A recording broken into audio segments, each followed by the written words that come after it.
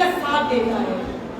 جس طرح لوگوں نے دیا، یزید کا ساتھ دینے والوں نے یزید کا ساتھ دیا اور اس کے لشکر میں شامل ہو گئے. ایک طبقہ وہ ہوتا ہے جو اس کے سامنے جو اپوزٹ اس کے ہوتا ہے، جو اس کے مخالف ہوتا ہے، جو اس سے لڑ رہا ہوتا ہے، اس کا ساتھ دیتے. جیسے امام حسین کا ساتھ دینے کے لیے کچھ لوگ تھے، وہی جو چند افراد امام کے ساتھ تھے.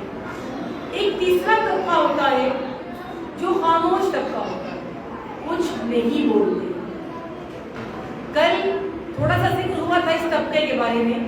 یہ ساکت لوگ ہوتے ہیں، ساکت امت ہوتی ہے، خاموش لوگ ہوتے ہیں. اس کی اگر عام سی مثال میں دوں کہ تمام ذہنوں میں بچوں کے بھی سمجھ میں آ جائے، جس طرح جب دو خاندانوں میں آپس میں کوئی جھگڑا یا فساد ہوتا ہے تو اکثر لوگ، ایک طبقہ ہوتا ہے جو ایک خاندان کے ساتھ ہوتا ہے، دوسرا ہوتا ہے دوسرے خاندان کے ساتھ. لیکن کچھ ایسے ہوتے ہیں جو کہتے ہیں ہم اس میں شامل نہیں ہیں، ہم نہ اس کے ہوتے رشتے دار ہیں، لیکن وہ کہتے ہیں نہ ہم اس کو کچھ کہیں گے، ہاں نہ ہم اس کو کچھ کہیں گے، نہ ہم اس کو کچھ کہیں گے. بالکل خاموشی اختیار کر لیتے ہیں. لیکن بعض اوقات یہ خاموشی درست نہیں ہوتی. یہ خاموشی اس لیے درست نہیں ہوتی کہ آپ کی خاموشی سے حق پر پردہ ڈل رہا ہوتا ہے.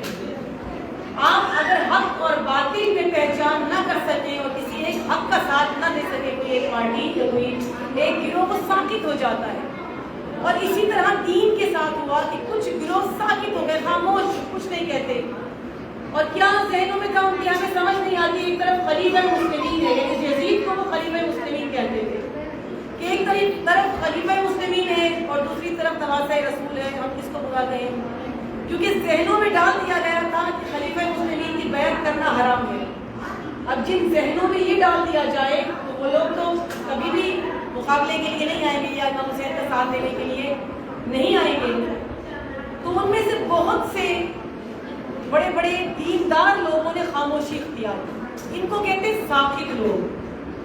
اب ہم جب وہ تاریخ پڑھتے ہیں اور جب یہاں پر ہمارے اس ملک میں آ کر جب کوئی مسئلہ کھڑا ہوتا ہے، جو ملکی مسائل ہوتے ہیں، تو ہم سب سے اہم ایک بات کرتے ہیں کہ یہ تو فتنہ ہے، فلاں چیز ہے، یہ تو فتنہ ہے. فتنے میں مولا علی نے کہا تھا کہ خاموشی اختیار کرو. مولا علی نے کہا تھا اونٹنی کے بچے بن جاؤ اور آپ نے بولنا نہیں ہے، آپ نے اپنی زبان نہیں کھولنی، آپ نے خاموشی اختیار کرنی ہے. مولا علی نے کہا تھا اونٹنی کے بچے بن جاؤ، کہ نہ کوئی تم پر سواری کر سکے، نہ وہ تم سے دودھ دے سکے، نہ تم سے کوئی مدد دے سکے، نہ تمہاری مالی کوئی امداد حاصل ہو اس کو، نہ تمہاری جسمانی قسم کی کسی قسم کی کوئی امداد اسے حاصل ہو. اسی لیے کہا کہ اونٹنی کے بچے بن جاؤ فتنے کے دنوں میں. لیکن یہ کہیں نہیں کہا کہ حق گوئی سے رک جاؤ. یہ نہیں کہا. یہ نہیں کہا جہاں حق اور باطل ٹکرا رہے ہو تو تم حق کا ساتھ نہ دو بلکہ خاموشی سے بیٹھ جاؤ. جہاں یزید اور امام حسین کی بات آئی، جہاں حق اور باطل کی بات آئی، وہاں پر یہ فتنہ نہیں تھا. اکثر لوگوں نے بات میں بنانے کی بھی کوشش کی کہ کربلا دو شہزادوں کی جنگ تھی، یہ تو ایک فتنہ تھا. جب خلیفہ مسلمین یزید کو معاویہ بنا کر چلا گیا تھا تو پھر فتنے کی کیا ضرورت تھی، اس کا بھی انتظار کر لیتے یا کچھ بھی لوگ جس طرح سے گفتگو کرتے ہیں. کیوں ضرورت تھی؟ جب امام بتا رہے ہیں کہ حاکم شامل الحق، جب امام بتا رہے ہیں کہ شرابی ہے، جب امام بتا رہے ہیں کہ زانی ہے، جب امام بتا رہے ہیں کہ پاک نفسوں کو قتل کرنے والا ہے، جب امام بتا رہے ہیں کہ اتنا بڑا مجرم ہے جو بندروں سے کھیلتا ہے، جو عورتوں سے کھیلتا ہے، اتنا بڑا حاکم تم پر مسلط ہوا ہے، اور اگر اس کے بعد بھی تم خاموشی اختیار کرو، بتا چکے ہیں تو پتہ نہ ہو تو انسان کہنے کی طرح ہمیں کیا معلوم کون سچ ہے کون غلط ہے. لیکن جہاں خود حضرت رسول بتا رہے ہیں کہ یہ ہے یہ شخص جو تم پر مسلط کیا گیا ہے، یہ حاکم تمہارا یہ خامیاں رکھتا ہے، اس میں یہ خرابیاں، اس کے باوجود سب خامیاں جانتے ہوئے بھی اگر آپ حق کا ساتھ نہیں دیتے تو گویا یہ ہے کہ آپ باطل کے ساتھی ہیں، آپ باطل سے جڑے ہوئے ہیں، آپ باطل سے ملے ہوئے ہیں. اور اس وقت کے لوگ جنہوں نے فتنہ سمجھ کے خاموشی اختیار کی، اصل میں وہ باطل کے ساتھ تھے، اصل میں وہ یزید کے ساتھ تھے. جن کے سامنے ان کا امام شہید کر دیا جائے، جن کے سامنے وہ ہستی شہید کر دی جائے جو فرزند زہرا اور فرزند رسول ہو، فرزند علی ابن ابی طالب کچھ نہ صحیح یہ تو سمجھ رہے تھے کہ مولا کائنات چوتھے خلیفہ کے طور پر تو رہے تھے نا.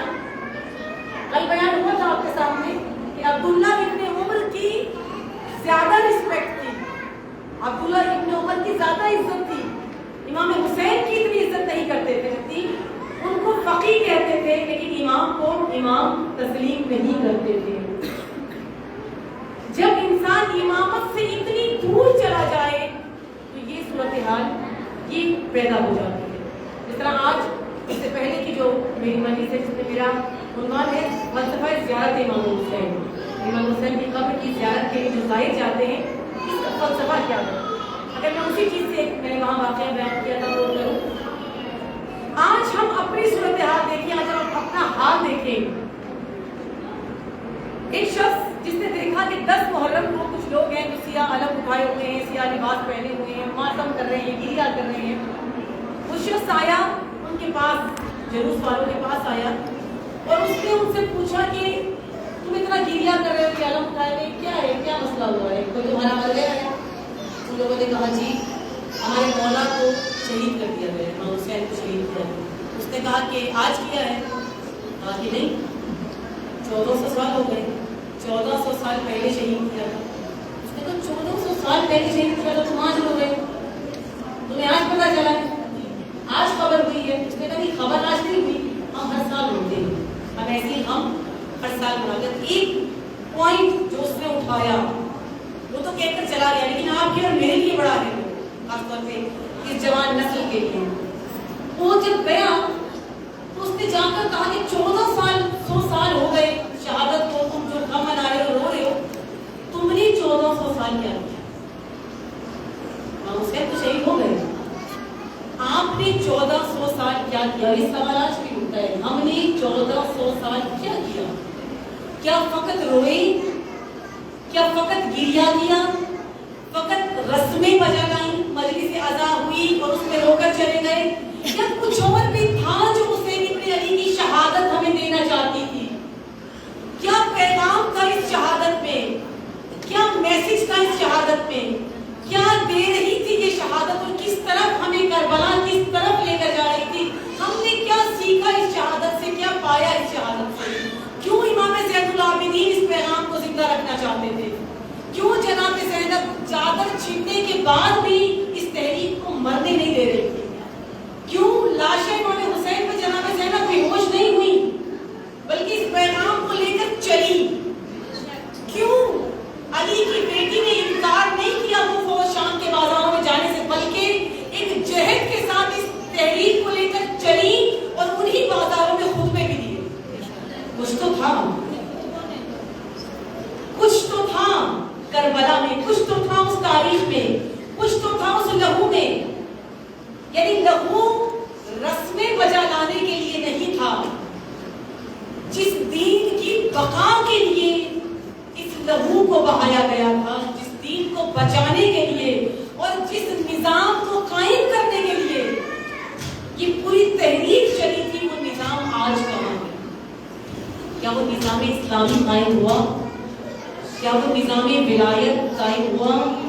کیا دین اس طرح سے رائج ہوا, دین اس طرح سے ہماری زندگیوں میں نافذ ہوا جیسے کہ نافذ کرنے کا حق تھا؟ نہیں ہوا. اگر 1400 سال ہم فقط, میں بارہا کہتی ہوں کہ اس کا غلط مطلب نہ لے کے ہم گریے سے منع کریں گے, تو ضروری ہے رونا, گریا وہ دل کو نرم کرتا ہے, اور جب دل نرم ہوتا ہے تو بات جلدی سمجھ میں آتی ہے. یہ شہادتیں, یہ ہم, یہ سب کچھ اسی لیے تھا تاکہ سمجھ میں تو آئے کہ کیا کچھ دیا ہے اس دین کے لیے.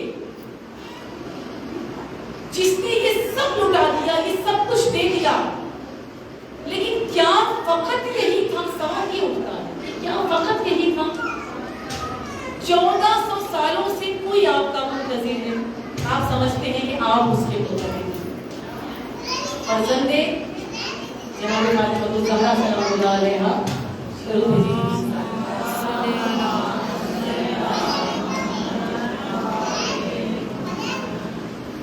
1400 سال ہو گئے اور وہ غیبت میں وہ ہمارے منتظر اور ہم ان کے منتظر.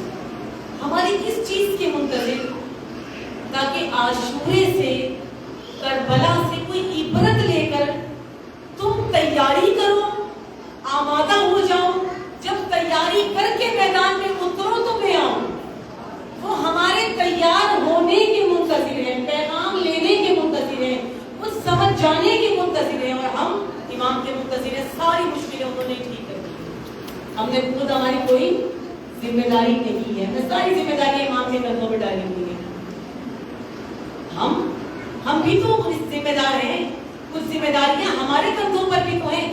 جو شرعی ذمہ داری امام حسین کے کندھے پر تھی انہوں نے ادا کیا. دین پر سوار ہو کر نہیں چلے امام، دین کو اپنے دوش پر سوار کر کے، دین کو حمل کر کے، دین کو اٹھا کر امام حسین چلے تھے بچانے کے لیے. آج ہم کیا ہیں؟ ہم شیعہ کے ناطے بڑی قابل عزت قوم ہیں. رسپیکٹ کی جاتی ہے، آپ کی عزت کی جاتی ہے. میں اگر اپنوں کی بات کروں، میں اگر سادات کی بات کروں، کہ سادات کی بڑی عزت ہے، بڑی رسپیکٹ کی جاتی ہے. لوگ اٹھ کر قدم چومتے ہیں، لوگ گھٹنوں پر کے ہاتھ لگاتے ہیں، لوگ جھک کے ملتے ہیں. آپ نے دیا کیا ہے؟ آپ نے اپنے اجداد سے لیا کیا ہے؟ یہ چیز تو ہم سے سوال ہوگا نا. آپ نے 1400 سالوں میں کیا لیا؟ آپ نے کیا پیغام دیا ان نسلوں کو؟ آپ نے کیا تیار کر کے آگے پہنچا دیا؟ ہم اس طرح کے عناوین اکثر مضامین لیتے ہیں، عنوان لیتے ہیں. بعض اوقات میں نے کل بھی کہا تھا کہ ہمارے یہاں فضائلی چیز زیادہ پسند کی جاتی ہے. لیکن اگر ہم سب اسی پہ لگ جائیں تو پیغام کہاں سے پہنچائیں، کیسے دیں جو کربلا آپ کو اور ہمیں کے؟ یہی تو فضائل ہے کربلا کے، کہ جو سب کچھ لٹا کر بھی دین الہی کو بچا کر یہاں تک لے آئے. 1400 سال ہو گئے. دین الہی سلامت ہے، قبلہ سلامت ہے، کعبہ سلامت ہے، قرآن سلامت ہے، آپ کا دین سلامت ہے. اسی لیے سلامت ہے، یہ مہربانی ہے اس تحریک زینبی کی کہ آپ کا دین آج تک سلامت ہے، آپ کے پردے سلامت ہے، آپ کی عزت اور آبرو سلامت ہے. جس سے آپ نے آبرو لی ہے، لینے کے لیے تو ہاتھ بڑے ہیں، کیا دینے کے لیے ہے؟ عبرت کا مقام ہے ہمارے لیے. ہر جگہ خاموشی نہیں جچتی، بعض اوقات خاموشی عبرت بن جاتی ہے. خاموشی بعض اوقات بے غیرتی بھی ہوتی ہے. شاید ہمیں سے بہت سخت نہ پتا ہو، اور خاموشی غیرت مند حق پر خاموش نہیں رہ سکتا. تو غیرت مند ہو، اس کے سامنے ناموس ٹوٹی جا رہی ہو، چپ رہے کہ فتنہ ہے ابھی چپ ہو جاؤ، نہیں رہے گا. غیرت کا مطلب کیا ہوتا ہے؟ غیرت تغیر سے ہے. غیرت کا مطلب یہ ہے تبدیلی، بدل جانا. غیرت آ گئی، بدل گیا. اکثر لوگ کہتے ہیں اس کو بھی غیرت آ گئی. غیرت آ گئی یعنی کیا؟ یعنی اس کے اندر تبدیلی آ گئی، متغیر ہو گیا، بدل گیا. جب مسلمان میں غیرت آ جائے گی، مسلمان بہت عروج پر پہنچے. آج اگر امت محمدی کا یہ حال ہے، اتنی پست ہے امت محمدی، جس کا دل چاہتا ہے تو ٹکڑوں میں تقسیم کر دیتا ہے، جس کا دل چاہتا ہے کہ قتل کر دیتا ہے. خون سستا ہو گیا ہے اس امت کا. کیوں سستا ہو گیا ہے؟ کیونکہ خود ہی اپنی ویلیو نہیں سمجھی. کیسے سمجھتے کہ 1400 سال جو گزرے تھے عبرتوں کے تھے، ان سے عبرتیں لینی تھی، ہم نے نہیں لی. خاموش ہو جاؤ بس. کسی کو دین بتاؤ، یہ کیا کہے گا؟ لوگ کیا کریں گے؟ کوئی سنے گا نہیں. ہم گوئی سے ہٹ گئے. بے غیرتی ہے، جو بے حیا ہے اس میں دین نہیں ہے. دین کہتا ہے، حدیث ہے، بے حیا میں دین نہیں ہوتا، وہ دیندار نہیں ہوتا. بے حیا کبھی بھی دیندار نہیں ہوتا. یعنی حیا دین کا حصہ ہے آپ کے. حیا کرو کہ جب کوئی دین کو تباہی مچا رہا ہو، جب کوئی دین میں تبدیلی کر رہا ہو، جب دین پر کوئی آنچ آ رہی ہو، تو بے غیرت بن کر نہیں بیٹھنا چاہیے، تب غیرت ابھرنی چاہیے. یہی تو کربلا بتا رہی ہے.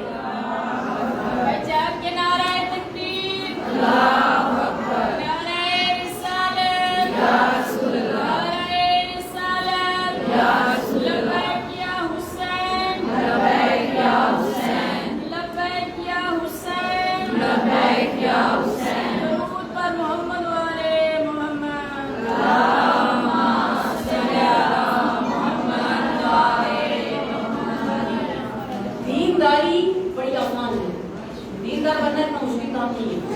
آپ تہجد پڑھیں, آپ نمازیں پڑھیں, آپ روزے رکھیں, اللہ والے ہو جائیں, اللہ اللہ کرتے رہیں, آپ دیندار ہو جائیں. لوگ خود کہنے شروع کر لیں گے بڑا دیندار ہے. دیندار ہونا مشکل نہیں ہے, دیندار ہونا آسان ہے, معرفت ہونا بہت مشکل ہے.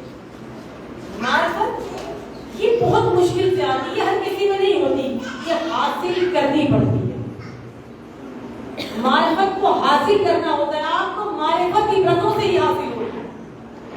جب تک عبرتیں حاصل نہیں ہوگی معرفت حاصل نہیں ہو سکتی. خود مولائے کائنات نہج البلاغہ میں حضرت امیر المومنین علی بن ابی طالب کیا فرما رہے ہیں؟ مولائے کائنات نہج البلاغہ میں فرماتے ہیں کہ اگر آپ کے اندر یہ غیرت پیدا نہیں ہوتی, یہ غیرت دینی, غیرت اسلامی پیدا نہیں ہوتی, اور اگر آپ امر بالمعروف اور نہی عن المنکر نہیں کرتے لیکن چھوڑ دیتے ہیں, یہ غیرت یہ والی غیرت, کسی کو ٹوک دینے والی, کسی کو دین بتا دینے والی, کسی اگوئی پر بولنے والی, اگوئی کرنے والی, اور غلط عمل پر فوراً مسترد عمل دکھانے والی, اگر یہ سب کچھ نہیں ہوگا, لیکن یہ سب کچھ کیا ہے؟ یہ امر بالمعروف ہے. امام کیا فرماتے ہیں؟ اگر امر بالمعروف ختم ہو جائے, تم میں سے یہ ختم ہو جائے گا نہی عن المنکر اور امر بالمعروف ختم ہو جائے گا اگر, تو تم پر ایسے حکمران مسلط ہوں گے تو پھر تم جو بھی دعا مانگو گے وہ کبھی قبول نہیں ہوگی. ہے کہ نہیں ہے؟ اب نہیں ہے, نہیں ہے, دعائیں قبول نہیں ہوتی. امر بالمعروف جب سے ختم ہوا ہے, آپ حکمران دیکھ رہے ہیں, آپ پر جو مسلط ہے, کیسے حکمران ہے. میں بہت پیچھے نہیں جا رہی, اسی زمانے میں آپ اپنے پر مسلط حکمران دیکھیے کیا ہے. یہ امر بالمعروف, یہ وہ کام جن کو اپنی ذمہ داری انجام دینی تھی, عبرت حاصل کر کے اس زمانے کے, کیونکہ امام حسین نے علماء کو بھی کہا تھا کہ علماء کی عزتیں کم ہو گئی ہیں, حرمت ان کی بہت نیچے چلی گئی ہے. کیوں؟ جب علماء اپنی ذمہ داری, یہ 8 ذی الحج کا جو خطبہ امام حسین کا, اس میں امام نے کہا تھا کہ جب علماء اپنی ذمہ داری ادا نہ کریں تو پھر امت کا یہ حال ہوتا ہے کہ اس پہ یزید مسلط ہوتا ہے.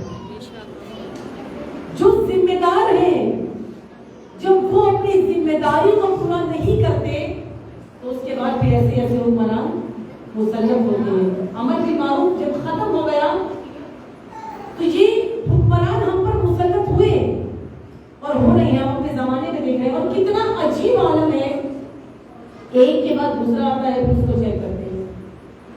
میں نے پہلی بار اس میں کہا تھا یہ وہی فرمان ہے. آپ دعائیں کرتے ہیں, اکثر مومنین کہتے ہیں, مومنات کہتی ہیں ہماری دعائیں قبول نہیں ہوتی. فرمان یہی ہے جب امر بالمعروف ختم ہو جائے گا, ایسے حکمران تم پہ مسلط ہوں گے, کہاں سے تمہارے قبول ہوتے ہیں؟ مولا کہہ چکے آپ تو عبرت لیں. یہ ووٹ دینے والے جمہور, اب تو عبرت لو کہ جن کو سلیکٹ کر کے خود لیتے آتے ہو, ایسے تم پر مسلط ہوتے ہیں. جب تم امر بالمعروف کو چھوڑ دیتے ہو, جب تم حق بول سے ہٹ جاتے ہو, تو اس کے بعد تمہارا یہ عالم ہوتا ہے. یہ عالم ہوتا ہے کہ حسین ابن علی مدینے میں ہوتے ہیں, لیکن عبداللہ ابن عمر کی زیادہ عزت کی جاتی ہے. علی 25 سال تک خاموش رہتے ہیں. ایسی امت کی وجہ سے 25 سال تک وہ ولی جس کو غدیر میں خود رسول لوگوں کا حاکم بنا کر رہے تھے, وہ 25 سال خاموشی سے گزار دیتا ہے. جو سننے والا نہیں ہوتا, کوئی کہنے والا, کوئی بیعت کرنے والا نہیں ہوتا. اور پھر یہاں تک کہ جب حکومت ظاہری ملتی ہے تو کچھ عرصے کی حکومت 4 سال کی, اس میں کیا ہوتا ہے؟ اس ظاہری کچھ سال کی حکومت میں بھی بہت سے اپنے ہی بیعت نہیں کرتے, اپنے ہی خلاف ہو جاتے ہیں. کیوں خلاف ہوتے ہیں؟ عدل علی, اب کوئی امر بالمعروف نہی عن المنکر. جب یہ علی کی حکومت میں دیکھتے ہیں, عدل علی کی حکومت میں دیکھتے ہیں, پھر خلاف ہو جاتے ہیں. یہ کیوں کہہ رہی ہوں, سکھا رہی ہوں کہ جب وقت کا علی آئے گا, اس کی حکومت ایسی نہیں ہوگی جن حکومتوں کی آپ کو عادت ہوگی. یہ حق جس کے شکم میں کسی کا حق ہوگا, یہ علی اس کے شکم سے بھی بہت نکال لیتے ہیں. شکموں میں کسی کا کھایا ہوا حق باقی نہیں رہے گا. اس زمانے سے عبرت حاصل کریں کہ اس زمانے میں جو کچھ ہوا ہے, جو کچھ کیا ہے انہوں نے. بلکہ میں تو یہ کہتی ہوں کہ مولا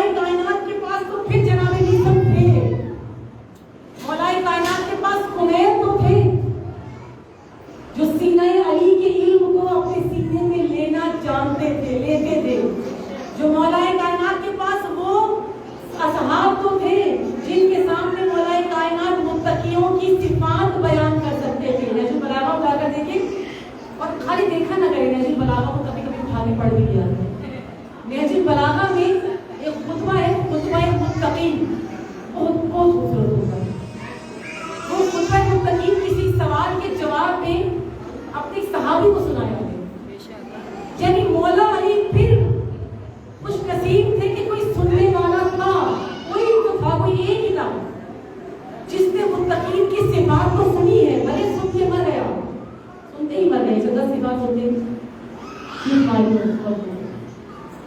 گئے لیکن سنی کوئی تو کویر تھا جس نے سینہ علی سے نکلنے والے اس علم کو جو چھلک رہا تھا اس کے کچھ قطروں کو اپنے اندر کو سرویا کوئی میثم تمار تو تھا جو اپنے منہ میں علی کی زبان کو رکھ کر حق گوئی کر رہا تھا کوئی عمار تو تھا جو عمر بن معروف کر رہا تھا کوئی تو تھا جو زبان علی کو اپنی زبان میں رکھ کر گفتگو کر رہا تھا یعنی مولا علی کے کلمات کو بول رہا تھا زبان علی کو رکھنا ہے کوئی تو تھا اور مولا حسین ایک بھی ایسا نہیں غربت حسین ابن علی میں کوئی بھی ایک ایسا نہیں ملا کہ جو ان کلمات کو ٹھکرا سکے ان کو بتا سکے جو زبان حسین بن سکے فقط یہ کہ جب یہ لہو بنیاد بنا چکا اس لہو کو جو زبان ملی وہ جناب زینب سلام اللہ علیہ زبان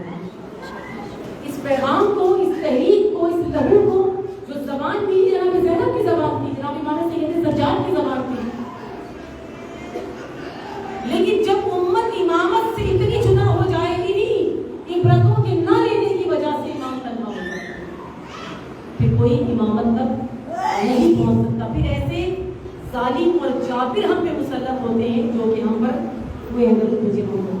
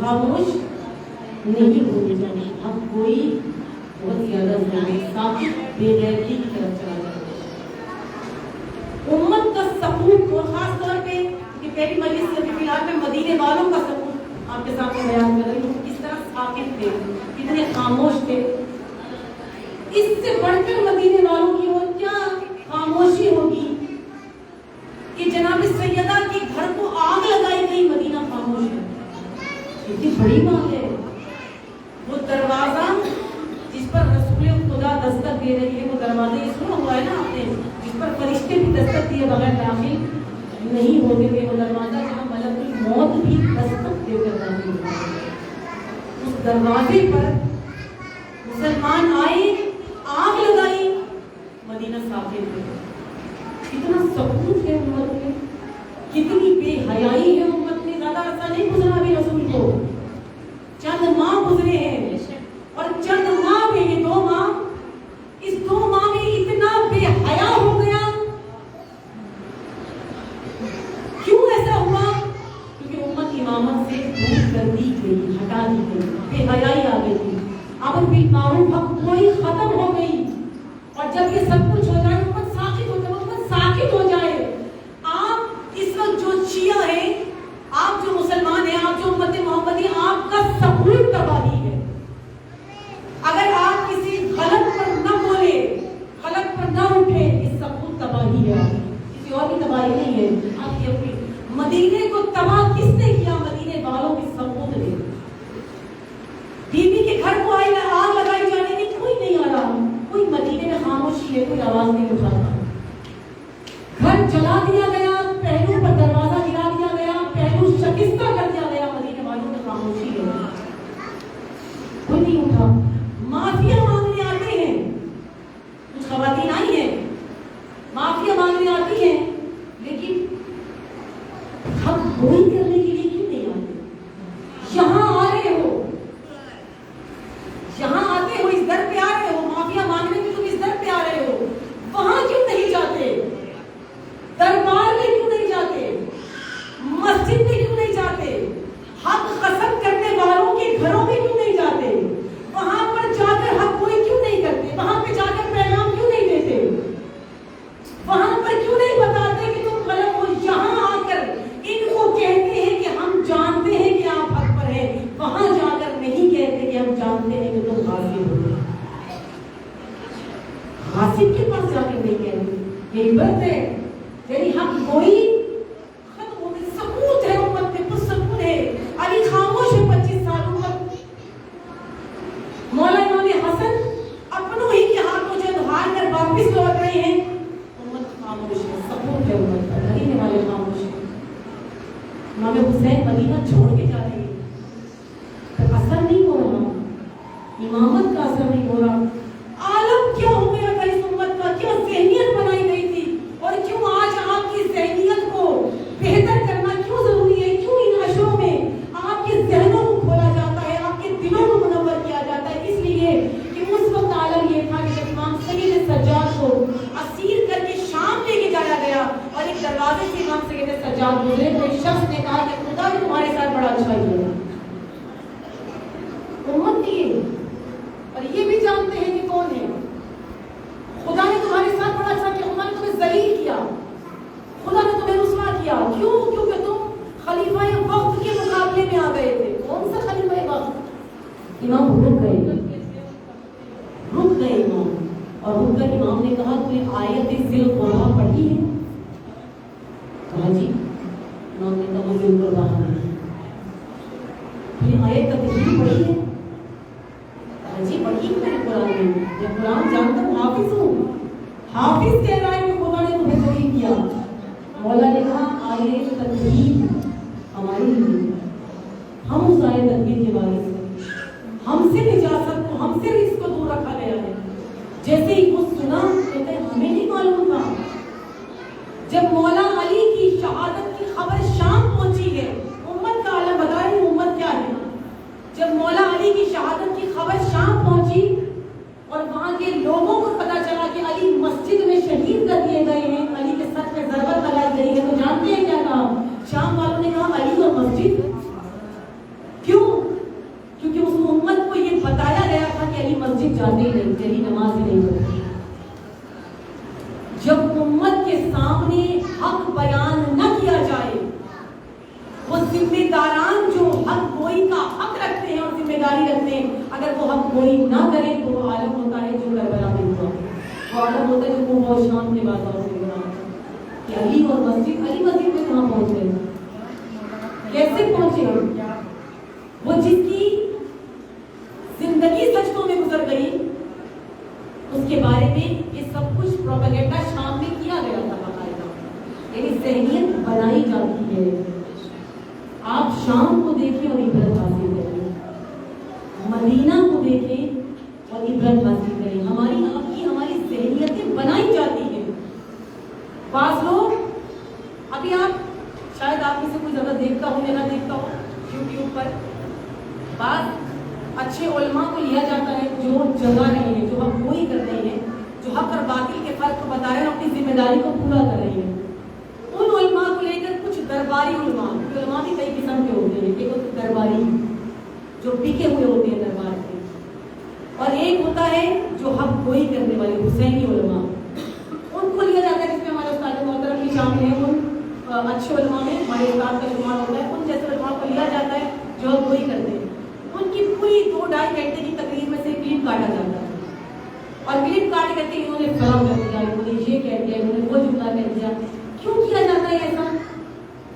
ابھی ایک کلپ چل رہا ہے کہ استاد محترم نے جہاں بیان کیا کہ علی آ گئے، زندگی آ گئی، اس سے متعلق ایک بات انہوں نے گفتگو کی کہ جب علی آئیں گے تو تمہاری دوڑیں لگیں گی. ظاہر جتنے اعمال پورے کیے ہیں، امام حق ہے، امام عدل ہے، حساب کتاب ہوگا تو ظاہر بھاگیں گے، کیا خود بھاگیں گے. یہ جو بغیر نمازوں کی جنت کے ٹکٹ لیے بیٹھے ہیں، انہوں نے تو کہیں نہ کہیں جانا ہی ہے نا، تو وہ تو پھر دوڑے گی، دوڑ تو لگے گی. اب یہ بات ہو گئی تو کلپ کٹا. ایک آئی جی فلاں کا شعر تھا، وہ شہید ہو چکے ہیں، جن کا یہ شعر تھا وہ شہید ہو چکے ہیں سکتے جا کر. ان پر ٹوک ہوئی، ان پر ٹوک نہیں ہوئی، ان کی ذات کے بارے میں بات نہیں ہوئی. انہوں نے جو شعر کا مصرع یہ کہا، ایک شعر کا ایک مصرع ہے ان کا، انہوں نے یہ کہا تو اسے صرف یہ واضح کیا کہ علی امام عدل ہیں، آئیں گے تو حساب کتاب ہوگا. یہ نہیں ہوگا کہ جس کا حق کھا لیا چلو تم میرے شیاؤ کھا لو، جس کی جو کچھ تم کھا پی چکے ہو تم میرے ہو. یہ نہیں ہے. یہ تو بنی امیہ کی حکومت تو نہیں ہے کہ خلیفہ سویا مائے اور آگے اپنوں کو سب کچھ بڑھ دیا کہ تم لے لو. یہی کی حکومت ہے. لیکن کیا مسئلہ کیا ہے؟ ذہنیتیں بنائی جا رہی ہیں. بعض علماء جو حق کوئی کرتے ہیں ان کے خلاف ذہنیتیں بنائی جاتی ہیں کہ یہ غلط کہہ رہے ہیں. کیوں؟ کیونکہ کل کو جب ان کا پیغام آپ تک پہنچے، ان کی حق کوئی جب آپ تک پہنچے تو آپ کی ذہنیت پہلے سے بنی ہو علی اور منظم، آپ کی ذہنیت پہلے سے بنی ہو کہ یہ کیسے مولا کی تعریف کر سکتا ہے، یہ تو پہلے برائی کر سکتا ہے.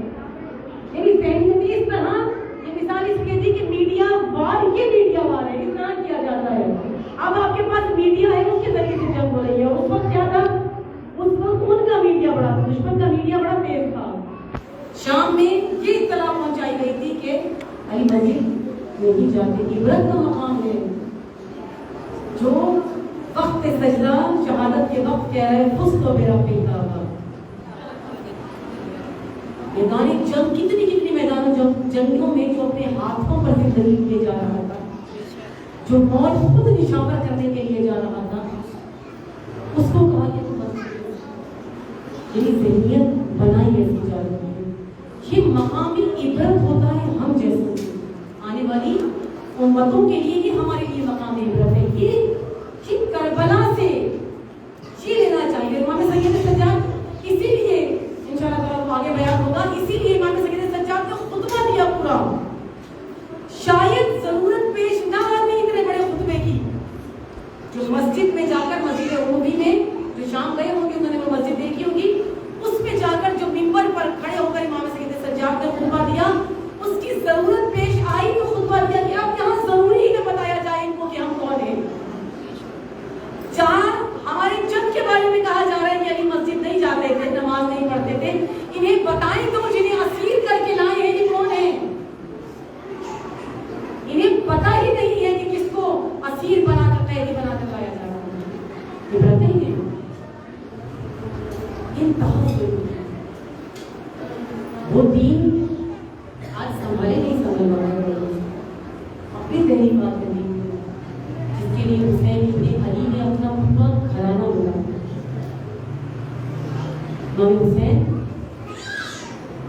اپنا سب کچھ دے چکے ہیں. نہ صرف امام حسین، جو بھی آئے تھے امام کے ساتھ، ان کے پاس جو تھا وہ سب اس دین کو دے دیا. جس کے پاس علی اکبر تھے، علی اکبر تھے. جس کے پاس گود کے بچے تھے، گود کے بچے تھے. جن کے پاس چادریں تھیں، چادریں دی تھی. جن کے پاس جو کچھ تھا. جب مسلم ابن عقیل کے بارے میں کہا جاتا ہے ان کی پوری نسل اسی گاؤں میں شہید ہوئی. جب مسلم ان کے بیٹے سب شہید ہوئے اسی راستے پر. پوری نسل. ایک جوان بیٹا جو حضرت علی اکبر کے فوراً بعد شہید ہوئے، اور دو فرزند جناب مسلم کے جو کوفہ میں شہید ہوئے. تو واضح روایات ہیں کہ جب شام قریبہ آئی اور خیمے جلے، خیموں کے جلنے کے بعد عالم یہ تھا کہ چاروں طرف تلواروں کی جھنجھناہٹ کی آواز تھی، چیخ و پکار بلند تھی، بیویوں کی سروں سے چادروں کو چھینا جا رہا تھا، خیموں میں آگ لگائی جا رہی تھی، اور چاروں طرف ایک ہی آواز تھی،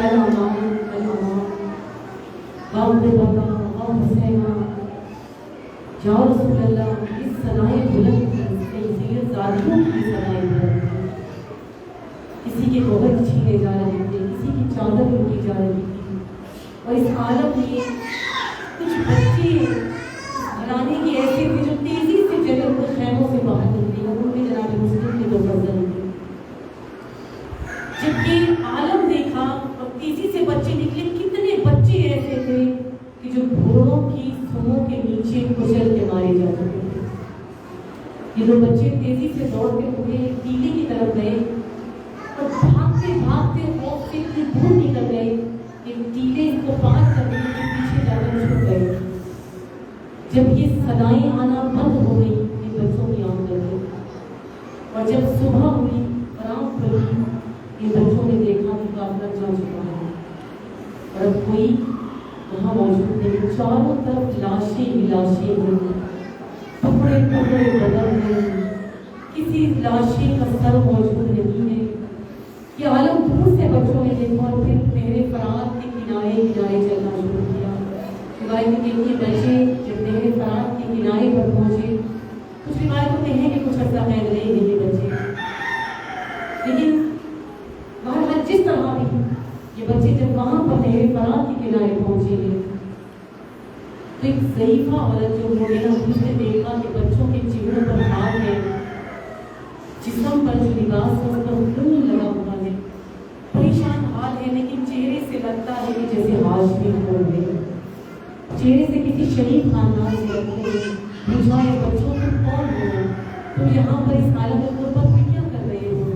تو بچوں نے بتایا کہ اگر ابن زیاد کے سپاہی ہمیں نہیں سن رہے اور تم انہیں نہ بتائے تو میں بتانا چاہتا ہوں کہ ہم مسلم ابن عقیل کے فرزند ہیں۔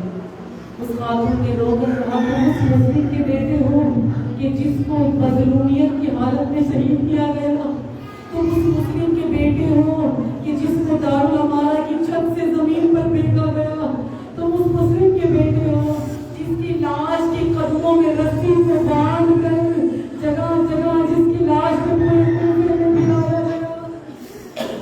بچے رو کے کہتے ہیں ہم اسی مسلم کے فرزند ہیں۔ وہ ضعیفہ آپ نے ان دونوں بچوں کو لے کر جا کر ایک حجرے میں رکھا ہے ان بچوں کو، ان بچوں سے کہا بچوں تم آواز نہ کرنا، میرا داماد بہت ظالم ہے، اگر اسے تمہاری آواز آ گئی تو تمہیں زندہ نہیں چھوڑے گا۔ بس رات کا آدھا پہر گزرا، کہیں شراب کے نشے میں گھر میں داخل ہوا، ضعیفہ نے دروازے کو کھولا، اتنے میں نعیم کو بچوں کے رونے کی آواز آئی۔ نعیم نے حجرے کا دروازہ کھولا، دیکھا مسلم کے 2 یتیم۔ نعیم کہتا ہے جس کو پورے کوفے میں ڈھونڈ رہا تھا وہ میرے گھر پر ہی موجود ہے۔ تو نعیم نے دونوں بچوں کو بالوں سے پکڑا، بالوں سے پکڑ کر ایک ستون کے سہارے پر کھڑا کیا، رسیوں سے مظلوموں کو باندھا اور باندھ کر چلا گیا۔